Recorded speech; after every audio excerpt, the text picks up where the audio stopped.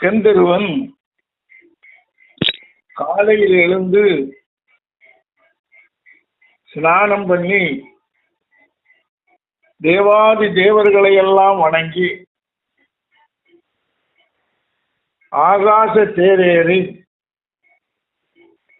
ஆகாச மார்க்கமாக கந்தர்வ வனத்தை சுற்றி வருகின்றார். அப்படி சுற்றி வருகின்ற போது எம் பகவானாகிய கண்ணன் காலையிலே கங்கையிலே நீராடி கதிரோனை வணங்கி அப்படி நடிக்கின்ற போது இந்த கந்தர்வனாகப்பட்டவன் ஆகாய மார்க்கமாக சென்று கொண்டிருக்கின்ற போது தாம்பூலம் உண்டு அவன் தரையிலே துப்புகின்றான். துப்பிய தாம்பூலமானது மாயவனாகிய எம் பகவானுடைய கையிலே வந்து விழுகின்றது.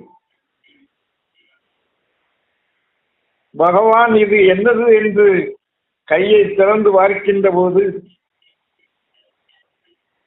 அங்கே வெற்றிலை தாம்பலம் கண்டான். உடனே கீழே போட்டு கையலம்பி இதை செய்தவன் யார் என்று பார்க்கின்ற போது இந்த கந்தர்வனாகப்பட்டவன் ஆகாய மார்க்கமாக தேரோட்டி செல்லுகின்றதை கண்டு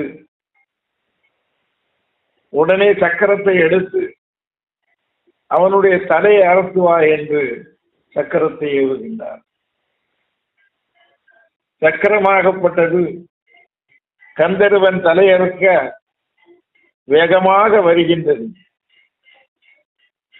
இதை அறிந்த கந்தர்வன் ஆகா, மாயவனாகிய கண்ணன் நம் பேரிலே கோபப்பட்டு அந்த கிருஷ்ணன் சக்கரத்தாழ்வாரை அனுப்பியிருக்கின்றானே, நம்மளை எப்படியாவது சக்கரம் கொண்டுவிடும் என்று பயந்து யமதர்மனுக்கு அபயம் போட்டு ஓடுகின்றார். அப்படி போகின்ற போது யமதர்மன் கண்டு, எப்பா யாருக்கு பகையாகி அலறி வருகின்றாய் என்றதும் உடனே கந்தர்வன் நான் சுவாமி தரிசனம் பண்ணி கந்தர்வ வனத்தை நம் வனத்தை பார்க்க வேண்டும் என்று தேர் ஏறி ஆகாச மார்க்கமாக வந்து கொண்டிருந்தேன். அப்பொழுது அடக்காய் வெற்றிலை உண்டு தரையிலே உமிழ்ந்தேன். அது மாயவனாகிய அதாவது ஸ்ரீ கிருஷ்ணனுடைய கைகளிலே விழுகின்றது. இதை பார்த்து கோபம் கொண்ட கிருஷ்ணர் என்னை கொல்வதற்கு சக்கரத்தை அனுப்பியிருக்கின்றார்.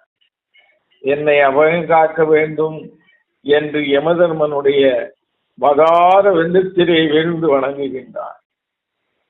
அப்பொழுது யமதர்மன்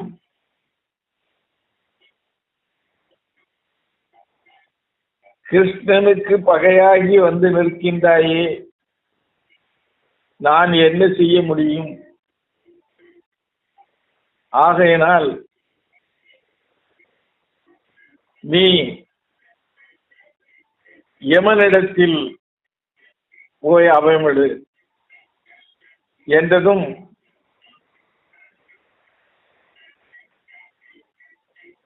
மாயவனுக்கு பகையாகி வந்த காரணத்தால் நம்மை கை கொடுக்க ஒருவரும் இல்லையே என்று அபயமிட்டு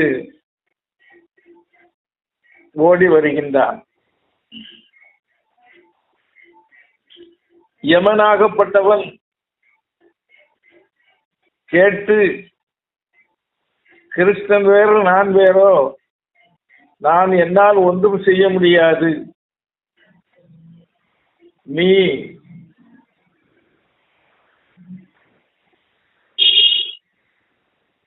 சிவபெருமான் என்னை நோக்கி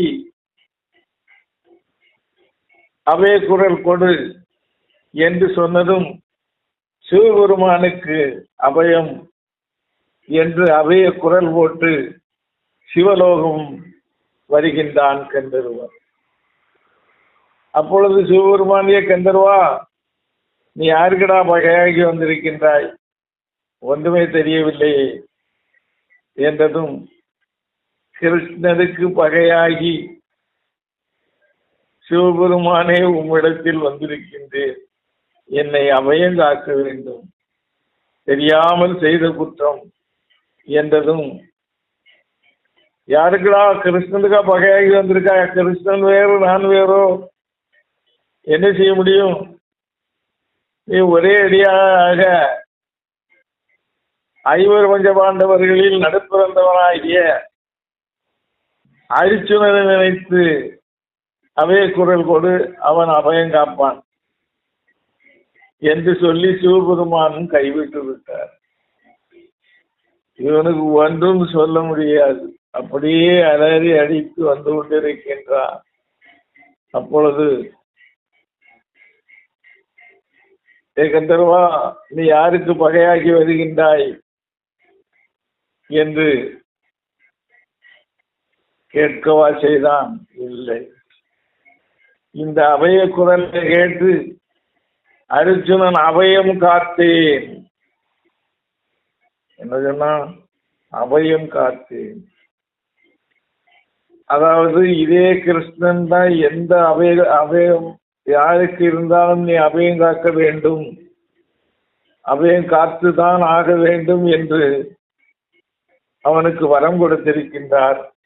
அப்படிப்பட்ட அந்த கந்தர்வனுக்கு அபயம் கொடுக்கின்றான் கண்ணன்.